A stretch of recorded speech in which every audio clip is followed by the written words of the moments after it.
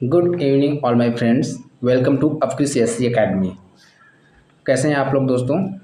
I hope कि आप लोग बहुत अच्छे होंगे और अपनी पढ़ाई को बहुत अच्छे से आगे बढ़ा रहे होंगे। जैसा कि मैंने आप लोग को इम्पोर्टेंट के क्वेश्चंस कराने का जो मैंने क्रम चालू किया था, उसमें मैंने फिजिक्स के 2 पार्ट मैंने ऑन वाइट बोर्ड मैंने आपको दे दिए थे। पार्ट 1 पार्ट 2 आपका हो गया है। ये पार्ट 3 मैं आपको पीडीएफ वीडियो के माध्यम से आपको उपलब्ध करा रहा हूँ। ठीक है, तो आप लोग इसको इन क्वेश्चनों को भी देखिए और ये बहुत महत्वपूर्ण क्वेश्चन है, ध्यान रखिएगा। ये जितने भी मैं पार्ट्स करा रहा हूँ, ये मान के चलिए कि ऐसे क्वेश्चन है जिनको आप एक्सपेंड करेंगे तो बहुत सारे क्वेश्चन को ये इनकॉर्पोरेट कर लेगा। तो ये क्वेश्चंस बहुत इंपॉर्टेंट है। ये सिर्फ बीपीएससी के लिए नहीं इंपॉर्टेंट है, ये UP PCS, BPSC, UP RO, in fact supply inspector और ऑल वनडे एग्ज़ाम, जहाँ भी साइंस के पार्ट हैं वहाँ ये बराबर इक्वली इम्पॉर्टेंट है। ठीक है, इसलिए आप लोग जिनका जो भी एग्ज़ाम हो, अगर ये वीडियो उनके लिए काम का है, साइंस उसका पार्ट है एग्ज़ाम का, तो ज़रूर देखें और बहुत काम आने वाला है उनके। चलिए हम लोग टाइम को और ना वेस्ट करेंगे, सीधा हम लोग क्वेश्चन पे आते हैं। ठीक है, नेक्स्ट क्वेश्चन देखिए। पहला क्वेश्चन क्या है इसमें, देखिए क्या है। साबुन के बुलबुले के अंदर का दाब कैसा होता है? साबुन के बुलबुले का अंदर का दाब कैसा होता है? तो साबुन के बुलबुले का अंदर का दाब वायुमंडलीय दाब से अधिक होता है। ध्यान रखिए, वायुमंडलीय दाब से अधिक होता है, और यही अधिक होता है इसीलिए साबुन का जो बुलबुला होता है वो धीरे धीरे बड़ा होता है। ठीक है, ओके। अगला क्वेश्चन देखिए। अगला क्वेश्चन क्या है, ताप के बढ़ने के साथ द्रव की श्यानता पर क्या प्रभाव पड़ेगा? देखिए, ताप के बढ़ने से द्रव की श्यानता मतलब उसकी जो विस्कस प्रॉपर्टी होती है, जो उसकी विस्कोसिटी वाली जो गुण होता है वो घटता है। ठीक है, वो क्या होता है, वो घट जाता है। कैसे घट जाता है, ध्यान पहले उसके लिए विस्कोसिटी जान लीजिए। देखिए विस्कोसिटी क्या होता है, द्रव का वह गुण जिसके जिसके कारण द्रव अपनी भिन्न भिन्न परतों में होने वाली सापेक्ष गति का विरोध करता है, श्यानता कहलाता है। सापेक्ष गति का विरोध करने का मतलब ये है कि जैसे जैसे आप उसमें कुछ भी परिवर्तन करेंगे, जैसे द्रव की अपने गुण होते हैं, उसमें आप परिवर्तन करेंगे तो वो वापस उस परिवर्तन का विरोध करते हैं, मतलब किसी और परिवर्तन ग्रुप में ना जाने के लिए वो विरोध करते हैं। वही उसकी विस्कोसिटी वाली गुण होती है। ठीक है, तो आप जैसे ही टेम्परेचर बढ़ाएंगे तो वो उसकी जो विस्कोसिटी वाला जो प्रॉपर्टी होता है उसमें कमी आने लगेगी। इसी कारण आप लोग देखते होंगे गर्मियों के दिन में हमारे जो द्रव होता है वो ज़्यादा पतला हो जाता है, क्योंकि उसकी विस्कोसिटी जो होती है उसकी घट जाती है ना, और ठंडियों में जम जाती है। ठीक है, इसका आंसर आपको समझ में आ गया कि ताप बढ़ाने के साथ श्यानता पर क्या प्रभाव पड़ेगा, तो श्यानता घट जाएगी। ठीक है, अगला क्वेश्चन देखिए।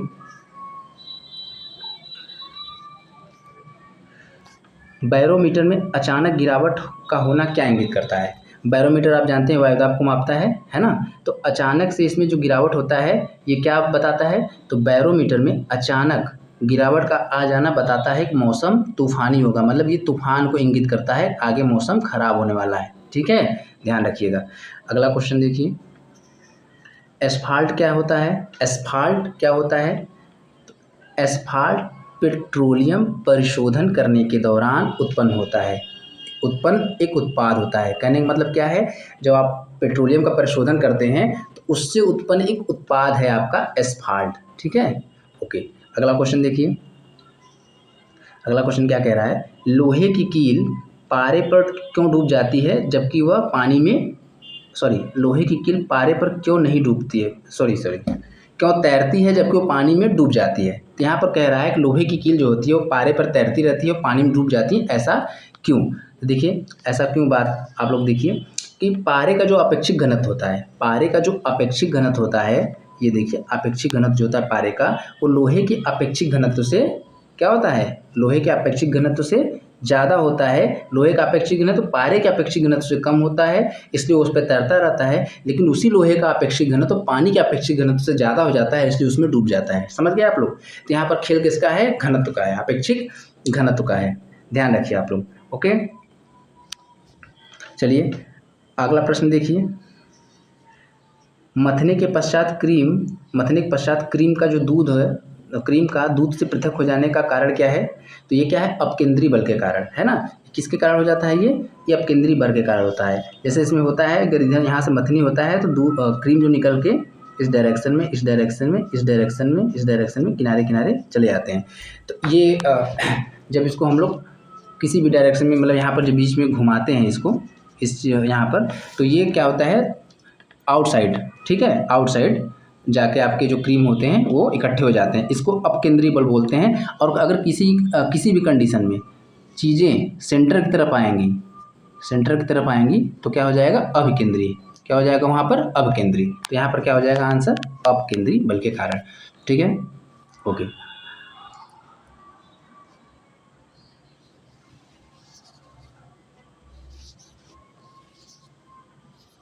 ठीक है, अगला क्वेश्चन देखिए। जब कोई जहाज नदी से सागर में घुसता है तो क्या होता है? कहने का मतलब कोई जहाज अगर नदी में तैर रहा है और नदी में तैरते हुए अगर वो सागर में चला जाए तो उस पर क्या प्रभाव पड़ेगा? तो देखिए, जब कोई जहाज नदी से सागर में जाता है तो वो उसका जो नीचे वाला तल होता है जहाज का, जितना डूबा रहता है उससे कुछ वो ऊपर उठ जाता है। क्या होता है? जब कोई जहाज नदी से सागर में घुसता है तो वह कुछ ऊपर उठ जाता है। इसका कारण क्या है? इसका कारण ये है कि आपका नदी के जल का घनत्व, आपके जो नदी का जल का घनत्व है वो आपके जो समुद्र के जल का घनत्व है थोड़ा सा कम होता है। ठीक है, क्यों? समुद्र के जल में क्या मिला होता है? नमक। और खारेपन से क्या हो जाता है? वो उसका घनत्व बढ़ जाता है। ठीक है, खारेपन से क्या हो जाता है? उसका घनत्व बढ़ जाता है। तो इसलिए वो जहाज का जो तल होता है वो थोड़ा सा ऊपर क्या हो जाता है? थोड़ा सा ऊपर क्या हो जाता है? उड़ जाता है। ध्यान रखिए, ठीक है। नदी के जल का घनत्व समुद्र के खारे जल के घनत्व से कम होता है। यही कारण है कि हम नदी की अपेक्षा समुद्र में आसानी से तैर पाते हैं। ये भी ध्यान रखिएगा आप, ठीक है। घनत्व के कारण ही हम लोग नदी से ज़्यादा सरलता से हम लोग समुद्र में तैर लेते हैं। ओके, चलिए नेक्स्ट क्वेश्चन देखिए। नेक्स्ट क्वेश्चन में क्या कह रहा है? प्रकाश सीधी रेखा में चलता प्रतीत होता है, क्योंकि क्या कारण है? तो क्या है, देखिए, प्रकाश का जो तरंगदैर्घ्य है वो बहुत छोटा होता है। तरंगदैर्घ्य आप जानते हैं, प्रकाश का तरंगदैर्घ्य कम होता है तथा उसका विवर्तन भी बहुत छोटा, विवर्तन भी बहुत छोटा करने मतलब बहुत ही कम होता है, जिससे हमारी नंगी आँखें नहीं देख पाती हैं। ओके, मतलब इतना तेज कम होता है विवर्तन उसमें कि हम उसको देख नहीं पाते और वो हमको सीधी रेखा में चलती हुई प्रतीत होती है। ठीक है, इसलिए देखिए यहाँ पर लिखा है प्रतीत, क्योंकि उसको हम लोग देख नहीं पाते। बात समझ गए आप लोग? प्रतीत होती है। तो सीधा चलने का प्रतीत जो होता है, सीधी रेखा में चलने का जो प्रतीत होता है, कारण वही है कि तरंगदैर्घ्य बहुत कम होता है, तरंगदैर्घ्य बहुत छोटा होता है, बहुत कम होता है तथा उसका विवर्तन भी बहुत छोटा होता है। ठीक है, ओके। अगला क्वेश्चन देखिए।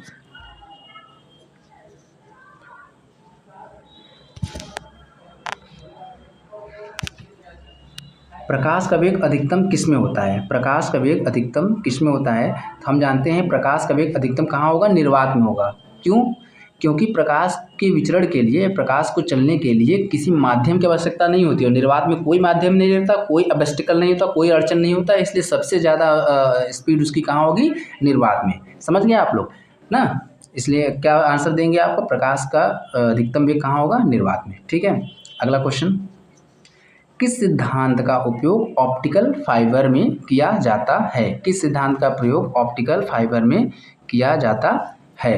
तो देखिए, ऑप्टिकल फाइबर में किस सिद्धांत का प्रयोग किया जाता है? पूर्ण आंतरिक परावर्तन। किसका? पूर्ण आंतरिक परावर्तन। याद रखिएगा ये क्वेश्चन। पूर्ण आंतरिक परावर्तन पे बहुत क्वेश्चन बनते हैं, लगभग बनते हैं। ठीक है, टोटल रिफ्लेक्शन जिसको बोलते हैं हम लोग, टोटल इंटरनल रिफ्लेक्शन। ठीक है, अगला क्वेश्चन देखिए क्या कह रहे हैं क्वेश्चन में।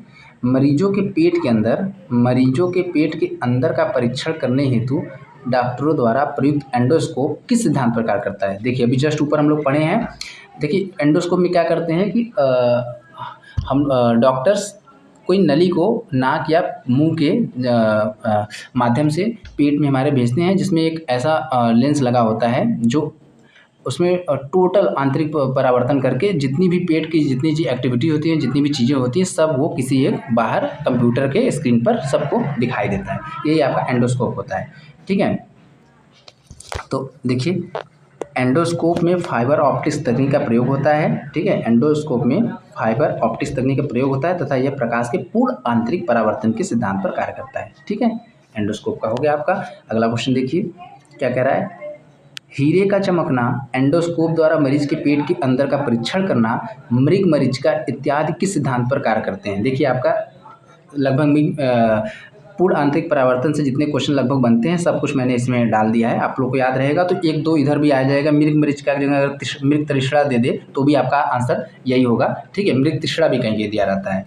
ठीक है, तो इस क्या होगा, ये सारी घटनाएं ध्यान रखिए, ये सारी घटनाएं प्रकाश की पूर्ण आंतरिक परावर्तन के सिद्धांत पर कार्य करते हैं। यही मैंने आपको समझाया था। देखिए यहाँ पर ये आंसर है। हीरे का चमकना, एंडोस्कोप द्वारा मरीज के पेट के अंदर का परीक्षण करना, मृग मरीचिका या मृग तृष्णा इत्यादि किस सिद्धांत पर कार्य करते हैं, तो प्रकाश के पूर्ण आंतरिक परावर्तन सिद्धांत पर कार्य करते हैं। ठीक है, चलिए अगला क्वेश्चन देखिए।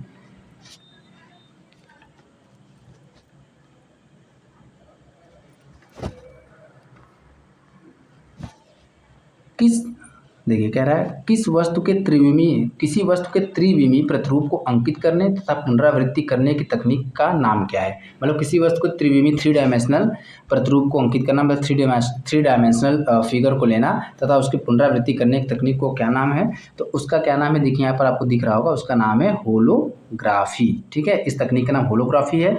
होलोग्राफी वह तकनीक है जिसमें लेज़र किरणों द्वारा की गई फोटोग्राफी से किसी वस्तु की त्रिआयामी चित्र बनाया जा सकता है। ठीक है, ओके अगला क्वेश्चन देखते हैं हम लोग। दृष्टिपटल पर रेटिना जो चित्र में बनता है वह कैसा दिखाई देता है। दृष्टिपटल मतलब जिसको हम रेटिना बोलते हैं, पर जो चित्र बनता है, मतलब जो हमारा प्रतिबिंब बनता है, चित्र मतलब प्रतिबिंब बनता है, वह कैसा होता है। तो दृष्टिपटल या रेटिना पर वस्तु का प्रतिबिंब कैसा बनता है, उल्टा बनता है। उल्टा बनने का मतलब क्या होता है कि अगर हम किसी को देखते हैं तो उसका जो दायां, हमारे देखने के हिसाब से जो उसका दायां होता है वो बायां होता है और जो उसका बायां होता है दायां होता है, और हमारा अनुभव ऐसा हो जाता है कि हम समझ जाते हैं उसको। ठीक है, छोटा तो बनता ही है क्योंकि हमारी छोटी सी रेटिना में कितना बड़ी बड़ी चीज़ें बन जाती हैं, तो छोटा ही बनेगा तथा वास्तविक बनता है। ठीक है, आप लोग समझ रहे होंगे, ये आपका अनुभव की चीज़ है। बस क्वेश्चन आया तो बस ध्यान रखिएगा। ठीक है, ओके अगला क्वेश्चन देखिए।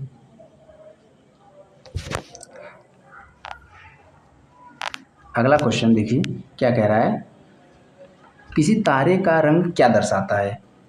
तो किसी तारे का रंग वस्तुतः उसके ताप को दिखाता है। किसी तारे का जो रंग होता है क्या दिखाता है, वस्तुतः उसके ताप को दिखाता है।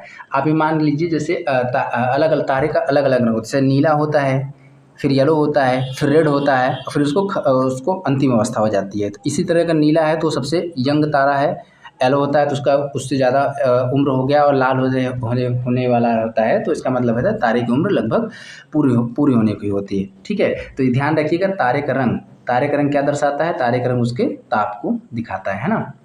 अगला क्वेश्चन देखिए क्या कह रहा है। वायुमंडल में प्रकाश के विसरण को क्या कहते हैं। प्रकाश के विसरण को क्या कहते हैं, वायुमंडल में प्रकाश के विसरण का क्या कारण है। विसरण मतलब प्रकाश जो स्कैटर होता है उसका कारण क्या है, मतलब प्रकीर्णित होकर फैल जाता है, उसका क्या कारण है। तो आप हम लोग अच्छी तरह जानते हैं प्रकीर्णन है। ठीक है, क्या है प्रकीर्णन। सूर्य का प्रकाश विभिन्न रंगों का मिश्रण होता है। सूर्य का प्रकाश विभिन्न रंगों का मिश्रण होता है ना।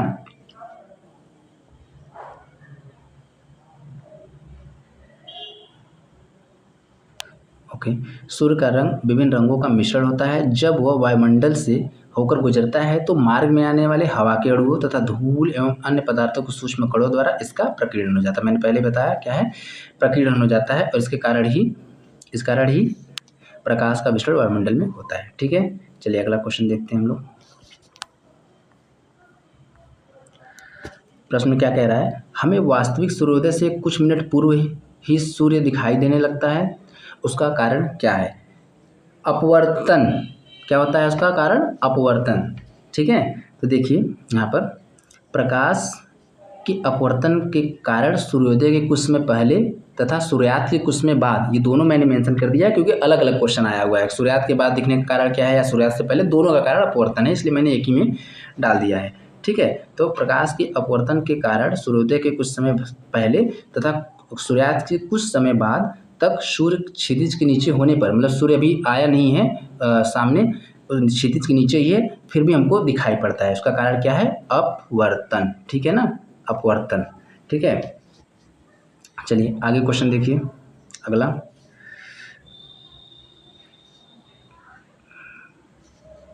अगला क्वेश्चन क्या कह रहा है? खतरे के संकेतों के लिए लाल प्रकाश का प्रयोग क्यों किया जाता है? मतलब लाल प्रकाश का ही प्रयोग क्यों किया जाता है? जानते तो हैं हम लोग, फिर भी एक बार देख लेते हैं, चूँकि ये कई बार पूछा है अलग अलग ट्रैफिक सिग्नल के रूप में या फिर रेड लाइट के रूप में, लेज़र के कहीं हम लोग को दिखाना होता है इंडिकेटर के रूप में, लाल रंग का ही हम लोग प्रयोग करते हैं।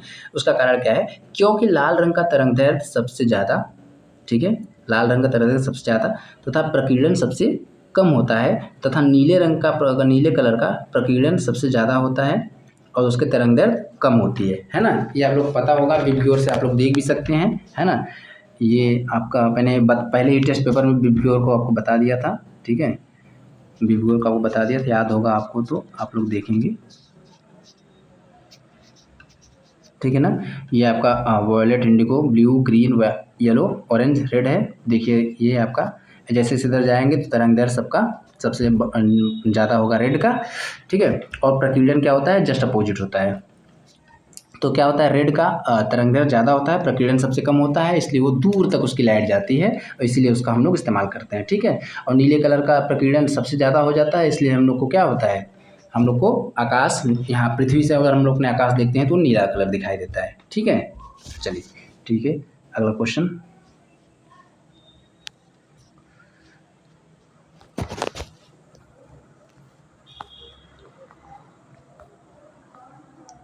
अंतरिक्ष यात्री को आकाश का रंग कैसा दिखाई देता है? अब देखिए अंतरिक्ष यात्री मतलब हम लोग वायुमंडल से ऊपर की बात करें, वहाँ से जब हम अपने अंतरिक्ष को, आकाश को देखेंगे तो कैसा दिखाई देगा? काला। याद रखिएगा, यहाँ पर नीला नहीं, यहाँ पर क्या होगा आंसर?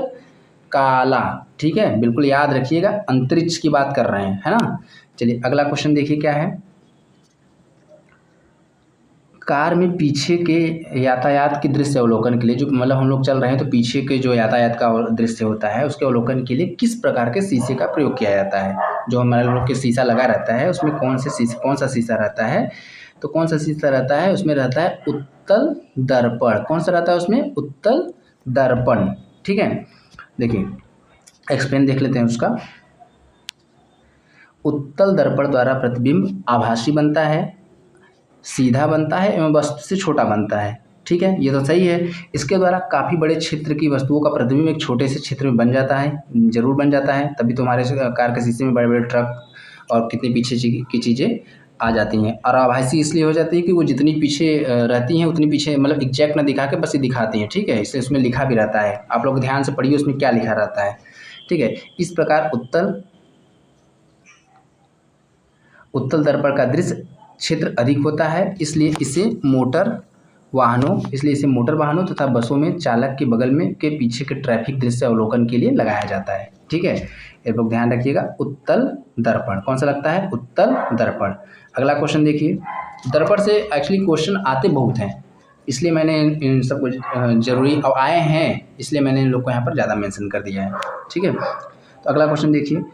दाढ़ी बनाने के लिए कौन सा दर्पण काम में लेते हैं? अब यहाँ पर देख लीजिए, दाढ़ी बनाने का वहाँ पर कार का शीशा था, ठीक है, कार का दर्पण। यहाँ पर दाढ़ी बनाने के लिए कौन सा? तो यहाँ पर ध्यान रखिए, यहाँ पर दाढ़ी बनाने के लिए जो लेते हैं हम लोग अवतल दर्पण लेते हैं। कौन सा लेते हैं? अवतल दर्पण। वहाँ कौन था? उत्तल दर्पण। ये आप लोग अंतर याद रखेंगे, ठीक है। चलिए अगला क्वेश्चन क्या कह रहा है। जब दो समांतर समतल दर्पण, यहाँ पर कह रहा है जो समांतर समतल दर्पण है ना, समांतर समतल दर्पण की बात कर रहा है ये के बीच कोई वस्तु रख दे, अगर हम कोई यहाँ कोई वस्तु रख दें, ठीक है, तो बनने वाले प्रतिबिंब की संख्या क्या होगी? ये याद रखिए कि अगर कोई समतल दर्पण है, समांतर है और समतल है, तो उसके बीच में क्या होगा? इसके बीच में अनंत, क्योंकि एक बार रिफ्लेक्ट होगा फिर दूसरे बनेगा और दूसरा रिफ्लेक्ट करेगा फिर वो दूसरे बनेगा, पहले दूसरा, पहला दूसरा, पहला दूसरा, से प्रतिबिंब की संख्या क्या हो जाएगी? अनंत हो जाएगी, क्योंकि ये दोनों क्या है? ये दोनों हमारे समांतर हैं। कैसे हैं? समांतर। अगर जरा सा भी एंगल होता है इनमें, हल्का सा भी ये झुके होते तो हम लोग ये इसके कितने प्रतिबिंब बनेंगे उसको फाइंड कर लेंगे। लेकिन अगर समांतर हैं, समतल दर्पण हैं, तो उसमें अनंत बनेंगे। कितने बनेंगे उसमें? अनंत बनेंगे। ठीक है, याद रखिए। तो यहाँ पर देखिए लिखा है बनने वाले प्रतिबिंब की संख्या क्या होगी? अनंत होगी, क्योंकि प्रत्येक प्रतिबिंब परावर्तित होकर एक नया प्रतिबिंब बनाता है और इस तरह का क्रम चलता रहता है। ठीक है ना, याद रखिए आप लोग, इसलिए यहाँ पर अनंत बनता है। चलिए अगला देखिए क्या कह रहा है। जब दो दर्पण, देखिए यहाँ पर एंगल वाला भी मैंने डाल दिया है, इसलिए कि कभी भी पूछ सकता है, और पूछा गया है तभी मैंने डाला भी है, और कभी भी चेंज करके पूछ सकता है। जब दो समतल दर्पण 60 डिग्री के कोण पर झुकी हो तो उनके मध्य में रखी हुई उनके मध्य रखी वस्तु के बनाए कुल प्रतिबिंब की संख्या। समझ रहे हैं आप लोग? मान लीजिए दो समतल दर्पण रखे हुए हैं इस तरीके से, उनके बीच का एंगल दे दिया है 60 डिग्री। तो अब यहाँ पर कोई भी आप अगर वस्तु रखते हैं तो कितना प्रतिबिंब बनेगा ये पूछ रहा है। ठीक है, देखिए अब मान लीजिए कि कोई यहाँ से जाएगा तो ये रिफ्लेक्ट करके ऐसे जाएगा, फिर ऐसे जाएगा। ठीक है, तो इसमें हम लोग का जो रिफ्लेक्शन होता है वो फिक्स होता है, प्रतिबिंब की संख्या इसमें फिक्स होती है। तो इसका एक फॉर्मूला होता है। क्या फॉर्मूला होता है? यहाँ मैंने लिखा है, देखिए फॉर्मूला क्या होता है, 360 डिग्री बटा है मतलब बाई समतल दर्पणों के बीच का कोण। समतल दर्पणों के इन दोनों के बीच का जो कोण बन रहे हैं, इन लोग अगर ऐसे ऐसे हम डाट बनाएंगे तो कुछ एंगल यहाँ पर क्रिएट होगा, है ना। तो वही यहाँ पर दिया हुआ है 60 डिग्री। तो फॉर्मूला क्या होता है, इधर देख लीजिए आप लोग, फॉर्मूला 60 अपॉन एंगल कितना दिया है, तो ये देखिए लिखा है समतल दर्पणों के बीच का कोण कितना हो जाएगा यहाँ पर 60। ठीक है, और -1 ये होता है प्रतिबिंब की संख्या। इसको आप जब काटेंगे तो ये 6 बार जाएगा, और 6 - 1 तो क्या होगा प्रतिबिंब की संख्या 5, जो मैंने बना दिया। फार्मूला आप क्या बनाएंगे, 360/θ - 1, 360/θ। यहाँ थीटा की जगह क्या दिया हुआ है 60, थीटा की जगह क्या दिया हुआ है यहाँ पर 60 डिग्री। ठीक है, तो ये आप लोग याद रखें, प्रतिबिंब की संख्या आप कभी भी निकाल सकते हैं अगर दो समतल दर्पणों के बीच का एंगल दिया हो। ठीक है, चलिए अगला क्वेश्चन देखते हैं हम लोग।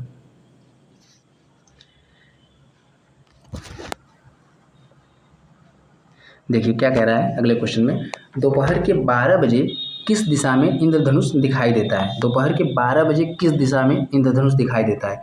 ध्यान दीजिए, दोपहर के 12 बजे सूर्य सीधे ऊपर होता है, एकदम सर के ऊपर, और उसमें इंद्रधनुष बनेगा ही नहीं। क्यों नहीं बनेगा? एक्सप्लेनेशन देखते हैं हम लोग। क्या कह रहा है, दोपहर के 12 बजे सूर्य सीधे सिर के ऊपर होता है, अतः प्रकाश का अपवर्तन वर्षा की बूंदों में नहीं हो पाता, मतलब अपवर्तन हो ही नहीं पाता, और इंद्रधनुष नहीं दिखाई देता। ठीक है, ये भी आप लोग याद रखिए, इंद्रधनुष हमेशा सूर्य की दिशा के विपरीत दिशा में दिखाई देता है। इसका मतलब अगर सूर्य पूर्व में चमक रहे हैं तो इंद्रधनुष किधर बनेगा? पश्चिम में बनेगा, और अगर सूर्य पश्चिम में है तो सूर्य कहाँ बनेंगे? पूर्व की दिशा में। ठीक है, देखिए इसमें लिखा है, जब सूर्य पूर्व में होता है अर्थात सुबह के समय, तब इंद्रधनुष पश्चिम में दिखाई देते हैं, तथा जब सूर्य पश्चिम में अर्थात सायं के समय तब इंद्रधनुष पूर्व में दिखाई देता है। ठीक है, ये आप लोग को याद रहेगा। चलिए अगला क्वेश्चन देखते हैं। जल में, क्वेश्चन देख लीजिए, आंसर आपका नेक्स्ट पेज पे है। जल में वायु का बुलबुला किसकी भांति व्यवहार करेगा? जल में वायु का बुलबुला किसकी भांति व्यवहार करेगा? ठीक है, किसकी भांति व्यवहार करेगा? चलिए देखते हैं किसकी भांति व्यवहार कर रहा है। देखिए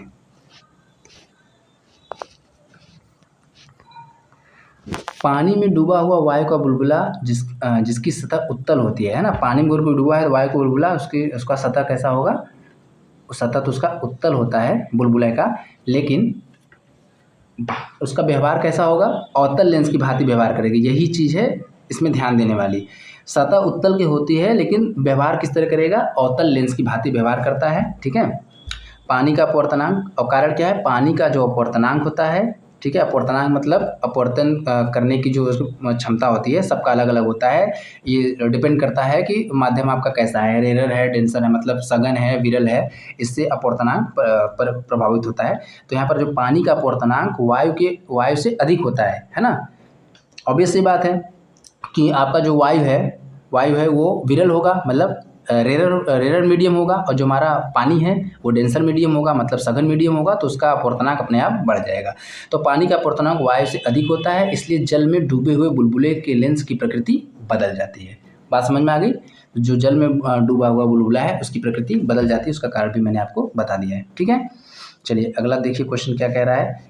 एक समतल दर्पण की वक्रता त्रिज्या क्या होगी? अब ये आप बताइए कि मतलब कोई अगर दर्पण समतल है, ठीक है, इसमें कोई वक्र बन ही नहीं रहा है, तो इसकी वक्रता त्रिज्या क्या होगी? अनंत होगी। मान लो अगर आप कहीं भी इसे बढ़ाते जाइए इसको, ठीक है, होता है ना, जैसे ये हम लोग कहते हैं, जैसे हम लोग कहते हैं दो पैरेलल लाइन एक दूसरे को कहाँ पर काटेगी, तो हम लोग क्या बोलते हैं इसका आंसर?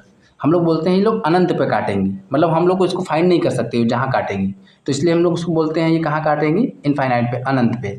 कहाँ पे? अनंत पे। तो उसी तरह ये जो आपका समतल दर्पण है, ये कहीं से आपको कर्व नहीं, समतल मतलब एक सीधा रेखा, तो कहीं से कर्व नहीं है, तो इसलिए हम लोग उसको क्या मानते हैं, क्या मान लेते हैं? इसमें कोई वक्रता नहीं है, लेकिन फिर भी अगर त्रिज्या पे क्वेश्चन पूछा जाता है कि इसकी वक्रता त्रिज्या क्या होगी, तो हम लोग मानते हैं अनंत होगी। ठीक है, तो इसका आंसर क्या हो जाएगा? अनंत। ओके, ठीक है। अगला क्वेश्चन देखिए क्या कह रहा है। जब लाल नीले हरे प्रकाश, जब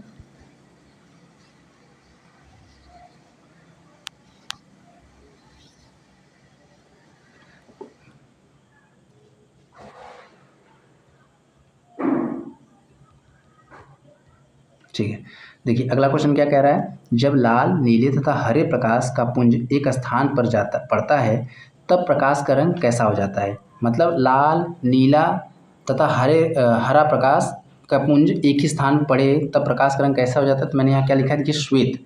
क्या लिखा है मैंने? श्वेत। श्वेत मतलब सफ़ेद रंग का। देखिए एक्सप्लेनेशन आप समझिए, अच्छा है, इम्पोर्टेंट भी है। सॉरी,